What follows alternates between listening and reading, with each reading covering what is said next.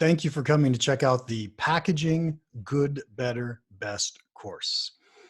Turns out packaging, choosing what features are going to go into good, better, best is an absolutely critical decision.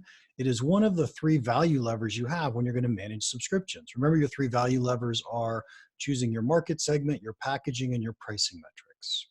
We've done a course on pricing metrics. One day we'll do a course on market segments, but inside this course, there's a couple slides, a couple minutes on market segments. So you'll start to get a feel for what that is like.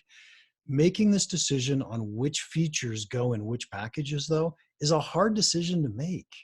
How do you do that? And when you get this decision right, what it does is it makes it so that buyers who use your product more and more and they love it more and more, they've got this ability to upsell themselves. They choose to buy into higher packages and pay you more money as they get better and better with the product. It also gives us the ability to get a really low price solution into the marketplace. We get those people that are very price sensitive or they're uncertain if you have that value.